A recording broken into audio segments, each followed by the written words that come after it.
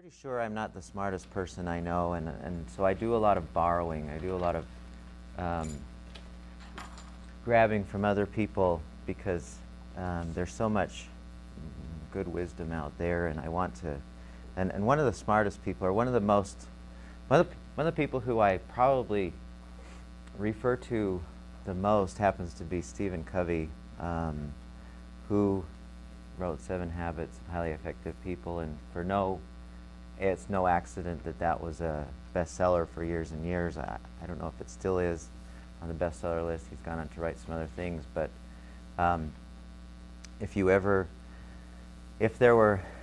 that's one of the books that I would certainly recommend to anyone who's interested in anything that we do in here. 7 Habits is an amazingly good book. And so, to start off things, I'm going to borrow from that. And I want to just walk through this just a little bit and we're going to set a foundation for everything we do in the next 3 or 4 weeks will be based on what we're going to play with today. So read along with me. I love this first scenario that starts at the top of this page. It says, does everyone get a page? Okay, it says, suppose you came upon someone in the woods working to saw down a tree. They're exhausted from working for hours. You suggest they take a break to sharpen the saw. They might reply, I don't have time to sharpen the saw. I'm too busy sawing. Now, what's your first thought as you read that little statement, that little story? What comes to mind? Or what does that remind you of? Anybody? They would just take a few minutes to sharpen the saw. They would be doing so much less work, and their time for sawing would be cut down Right. greatly. And in our field in what we're doing in here in health and wellness, we have what I call a wellness saw. And I know that's kind of lame. Okay, geez, a wellness saw.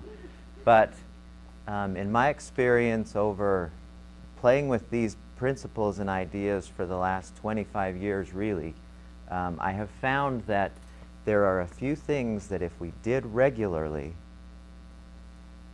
would result in sharpening our own saw so that everything else that we do, we would do better. Now, I have a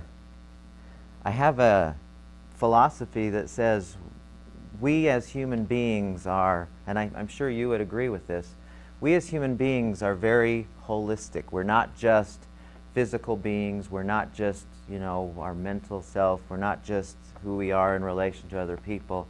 We're very holistic. And each of those areas of ourselves interacts with each of the other areas that pulled together and working well. That's what I consider wellness. I don't consider wellness just, I can, do a 4-minute mile or a 6-minute mile, or I can, I happen to eat well, so I'm fairly healthy. That's only a small part of it.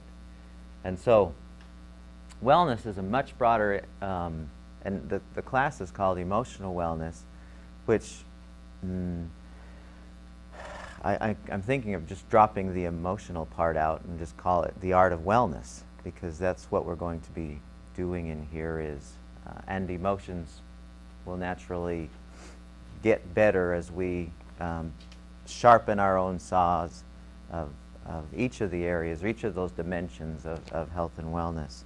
And so, it says here, self-renewal involves taking the time to sharpen your own saw, sharpening our own health saw, by renewing the 4 dimensions of your nature, physical, spiritual, mental, and social emotionally.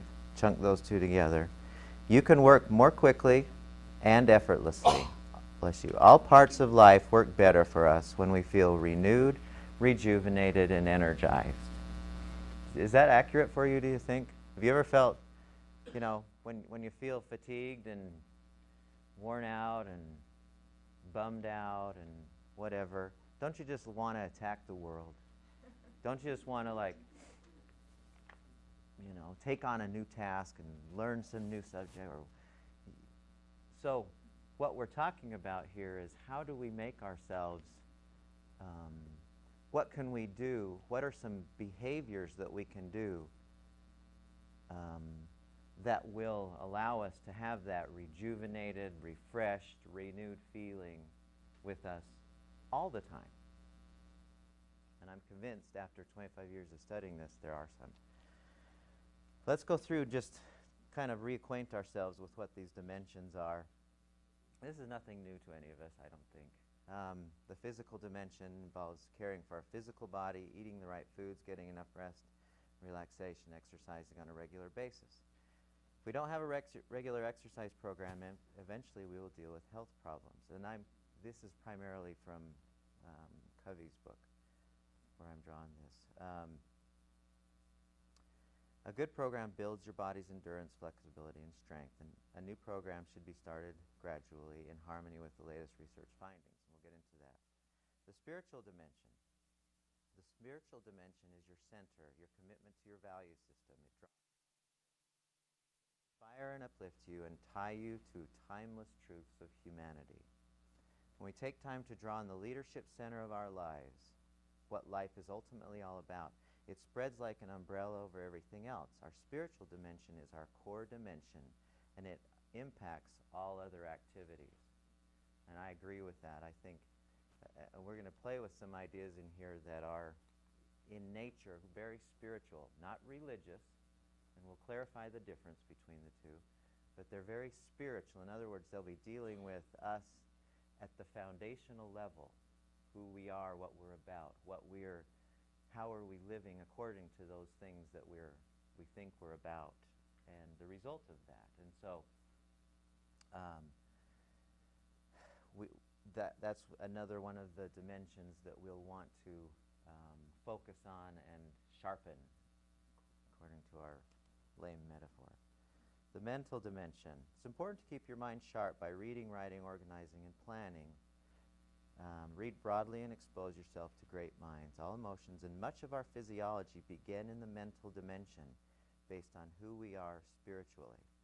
We can learn to control the thought realm and as a result plot a course to the kind of life we want. Here's an interesting statistic. A few years ago I was looking at, and we may get to this in this class, I'm not sure, but one of the areas of health that I was looking at was how long people live, and live well during those long years, with centenarians, people who live longer than, the average. What's the average age of death now in America? Do any of you know? Roughly? What? Yeah, it's mid-70s right now, and it actually has gone up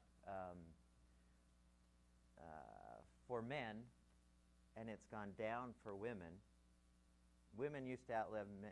25 years ago, when we first were looking at this, women were outliving men by about 6 years. It was 78 and 72. Now, at least in the last research that I saw in this, it was about 75, 76 for both. What's the difference now? What's changed? I mean, looking at the entire everything, what's changed between now and 25 years ago that would make that disparity where men are actually living longer, women not as long? That's probably, and what does that mean? That they've taken on more stress than what they used to have 25 years ago. And that stress results in them dying earlier, you think? Okay. And I think part of that is they've taken on those new responsibilities but not unloaded any of the others. The mom responsibilities. They're still doing the taxiing around to the games and the music and the, and taking casseroles of people and all of the things that you do while the husband is, he works, then comes home and watch a Sports Center all night or whatever. No, I'm just kidding. But anyway, I was studying this.